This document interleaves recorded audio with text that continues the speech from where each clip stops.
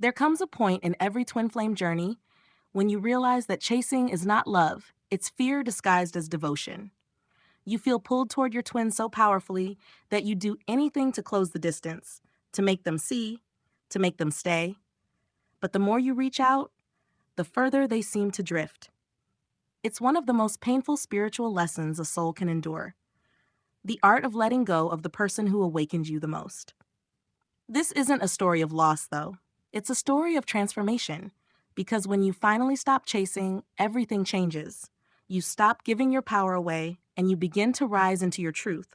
You stop needing their love to feel whole, because you realize that the love you've been searching for was always within you. Let's now see why chasing your twin flame keeps you trapped in pain, and how letting go brings you peace, alignment, and freedom. Number 1, why you chase. The chase begins not because you are weak, but because you have awakened to something divine. Meeting your twin flame is like touching the source of creation itself. It's magnetic, electric, and soul deep. You feel recognized at a level words can't explain.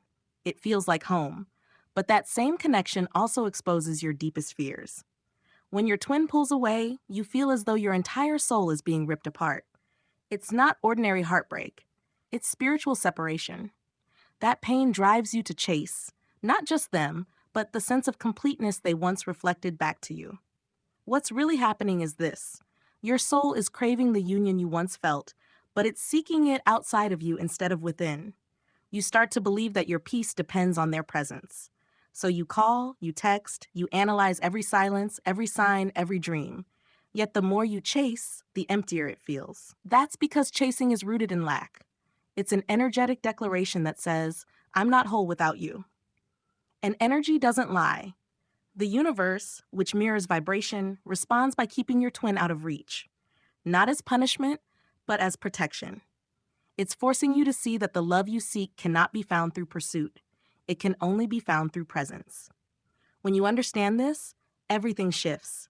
You begin to see that the chase is not about them at all. It's about your longing for inner union.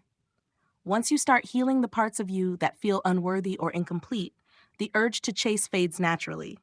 You stop trying to reclaim them and start reclaiming yourself. Number 2, the mirror effect. The twin flame connection is a spiritual mirror. Your twin reflects back everything that still needs healing within you. Your wounds, fears, insecurities, and hidden desires. It's an intense, divine form of self-confrontation. When they run, they're not rejecting you. They're mirroring your own energy of attachment and fear. If you're chasing them, you're trying to fill a void inside yourself. That chasing energy, no matter how loving it appears, carries fear. And since your twin is your energetic counterpart, they respond to that fear unconsciously by retreating. This is how the universe pushes both of you into balance. Instead of seeing their distance as rejection, start viewing it as reflection. Ask yourself, what is this showing me about myself? If their silence hurts, maybe it's revealing your fear of being unseen. If their detachment triggers you, perhaps it's inviting you to stop seeking love externally. The mirror doesn't lie and it doesn't punish, it awakens. Once you understand this, you stop taking your twin's behavior personally. You begin to see that their role in your life is to trigger the healing necessary for your growth. The chase stops not because you've given up, but because you've gained understanding. As your energy softens and stabilizes, your twin's mirror changes too. They start to sense your calm and peace. The connection no longer feels suffocating but sacred. Energy doesn't need words. Your vibration says everything. Number 3, the energy of chasing versus allowing. The universe operates through vibration. Every thought, feeling, and intention emits a frequency. When you chase, your vibration communicates fear and scarcity, a belief that something essential is missing. Even if your words say, I love you, your energy says, I need you to complete me. This energy repels rather than attracts. It tightens the space between you and the flow of divine timing. Love can't breathe in an atmosphere of need. It thrives in openness, in allowing, in trust. Allowing means you stop forcing outcomes. You stop clinging to what isn't ready. You create space for divine orchestration. You move from desperation to faith. This shift in vibration changes everything. Instead of spending your days checking for signs or messages, you start nurturing your energy. You meditate, reconnect with your body, write, walk in nature, rediscover your passions. You begin to remember that your life still holds meaning beyond this connection. And as you come alive again, your energy transforms from chasing to attracting. When you embody peace, you naturally draw harmony toward you. Your twin feels it energetically. They sense the stillness in your field. But whether they return or not, you have already won because you've stopped chasing love and started embodying it. Number 4, the power of surrender. Surrender is not defeat, it's liberation. It's when you finally stop fighting the flow of divine timing. You stop trying to make things happen and instead allow them to unfold. You trust that whatever is meant for you will never miss you, not because you're controlling it, but because you're aligned with it. At the beginning of the journey, surrender feels impossible. The mind wants answers, closure, certainty, but the twin flame path isn't mental, it's spiritual. It requires faith in what you cannot see. Surrender begins the moment you accept that love is not something to chase, but something to become. When you surrender, the tension in your energy field dissolves. You release expectations and open space for peace to enter. You shift from, when will they come back, to what is this teaching me? That single question changes everything. It moves you from resistance to flow. This stage also brings deep emotional release. You cry, you let go, you breathe. You realize that every moment, even the painful ones, has been guiding you home. You begin to sense divine orchestration in every event, every delay, every silence. Surrender does not mean you stop loving your twin. It means you love them without attachment, from a place of freedom, not fear. It's the point where your soul whispers, I trust this journey, even when I don't understand it. And it's often right after surrender that the most unexpected miracles begin to unfold. Number 5, reclaiming your energy. When you chase your twin, your energy leaks. Every obsessive thought, every anxious message, every sleepless night sends pieces of your power away. You end up emotionally exhausted, spiritually drained, and disconnected from yourself. Reclaiming your energy means deciding to stop bleeding your life force into what you cannot control. It's choosing to call your power back.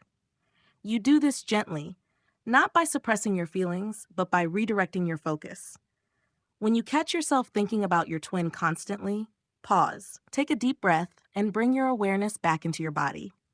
Do something that grounds you. Listen to music, stretch, take a walk, create something with your hands. Each time you do, you're reminding your energy that it belongs to you, not to the chase. Over time, you start to feel lighter. You become more centered. You rediscover joy in small moments, laughter with friends, the beauty of nature, the quiet peace of solitude. You start realizing that you are not just half of a connection. You are a whole being capable of radiating love without needing it returned. When you reclaim your energy, your vibration becomes magnetic again. People are drawn to your calm. Life begins to flow. And even if your twin remains distant, the love within you expands. You no longer chase because you finally returned home to yourself.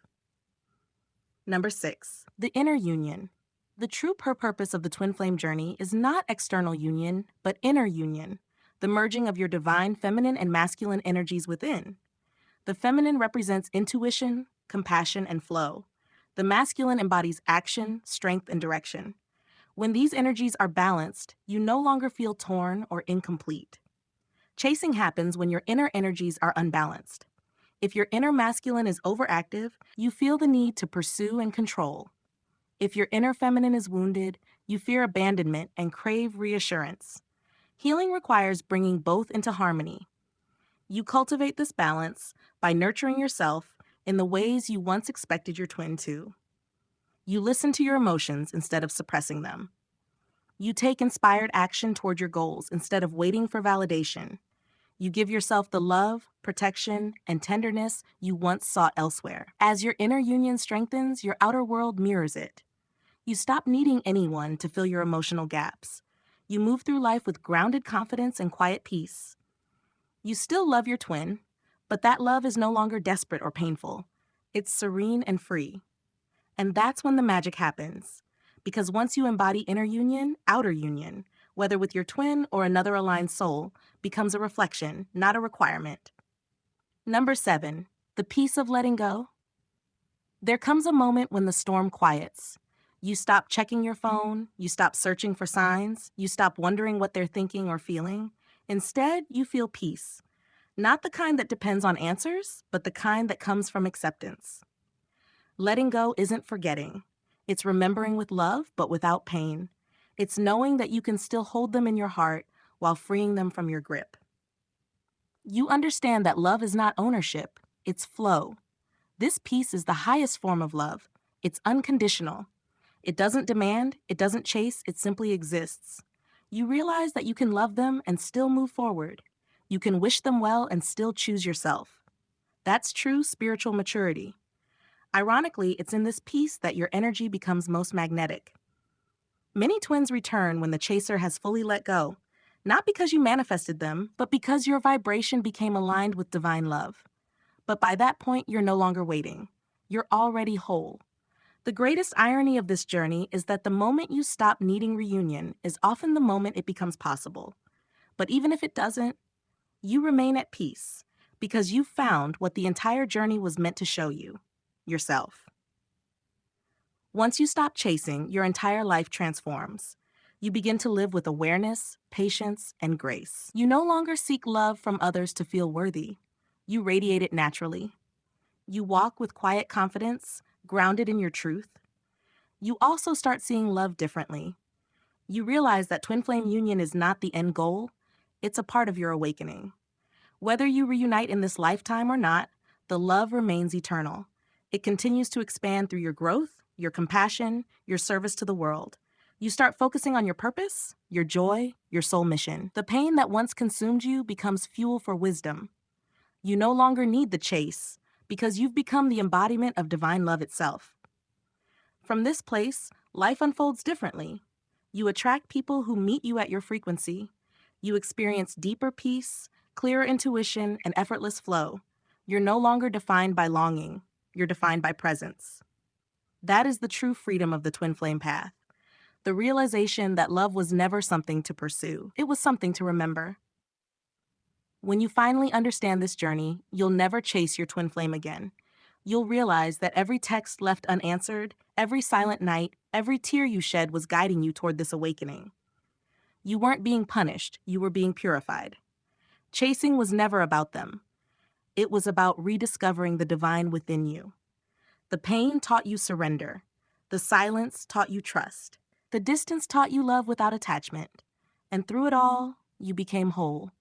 Now you stand where your soul always meant to, not running, not waiting, but being, at peace, in love, in alignment with the universe. And that's when you understand the sacred truth. You were never chasing your twin flame, you were chasing your own light. And now that you found it, the journey no longer hurts, it shines.